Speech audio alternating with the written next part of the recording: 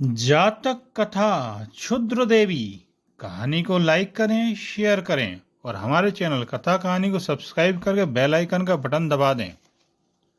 भगवान बुद्ध के समय में अनाथ पिंडक नामक एक वैश्य श्रेष्ठ रहा करते थे। बुद्ध के प्रति उनके मन में अपार भक्ति और श्रद्धा थी। उन्होंने जेतवन में बुद्ध के वास्ते 54 करोड़ रुपए खर्च करके एक आराम गृह बनवाया।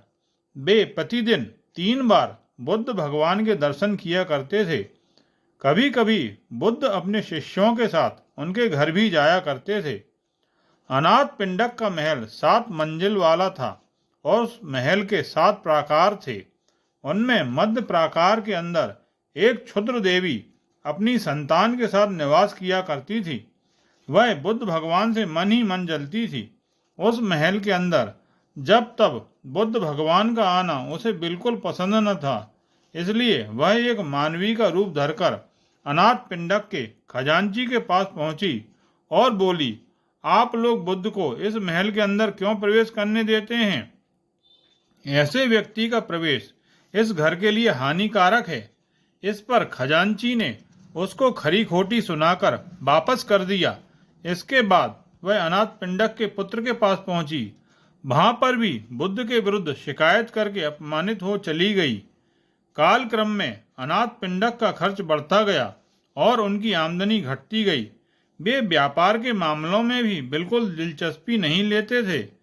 इसके अलावा अन्य कार्यों में भी उनका नुकसान हुआ। व्यापारियों ने उनसे 18 करोड़ मुद्राएं उधार ली थीं, पर वह धन उन लोगों ने ना लौटाया ही था और ना अनाथ पिंडक ने कभी उनसे मांगा ही था।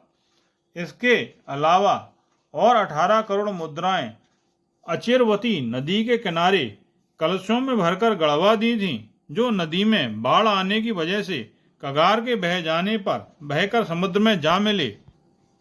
इन सब कारणों से अनाथ पिंडक थोड़े समय में ही निर्धन हो गया।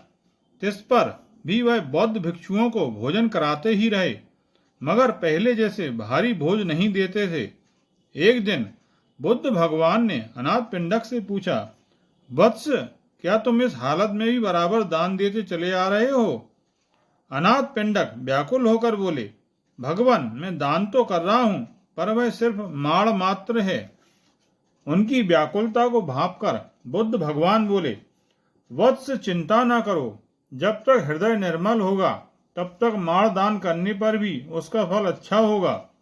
अनाथ पिंडक को निर्धन हुए देख क्षुद्र देवी साहस करके उनके पास पहुंची और पूछा, महाशय, आप बुद्ध को अपने महल के अंदर क्यों प्रवेश करने देते हैं?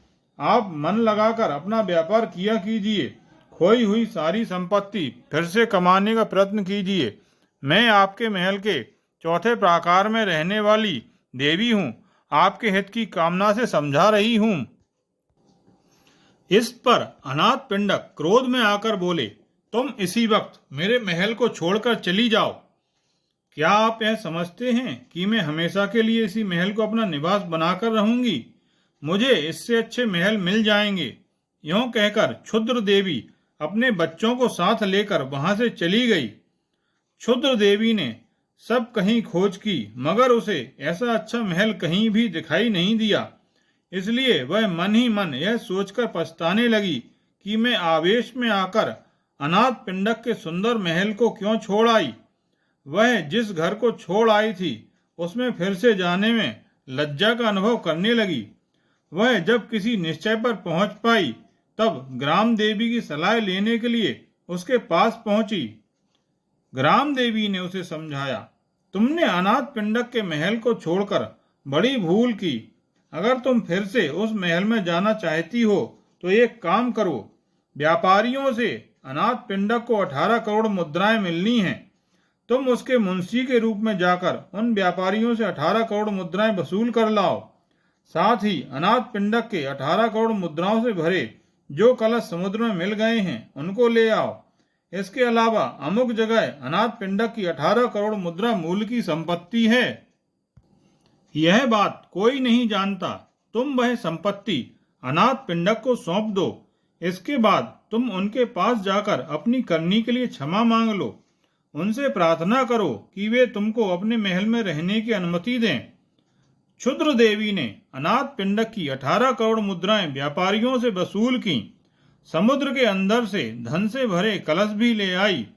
इसके साथ 18 करोड़ मुद्रा मूल्य की जायदाद अनाथ पिंडक को सौंपकर क्षुद्र देवी ने कहा, महानुभाव, मेरी अक्ल ठिकाने लग गई है।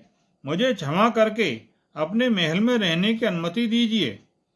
तुम बुद्ध भगवान के पास जाकर उनसे क्षमा मांग लो, अनाथ पिंडक ने कहा। क्षुद्र देवी अनाथ पिंडक के साथ जेतवन पहुंची।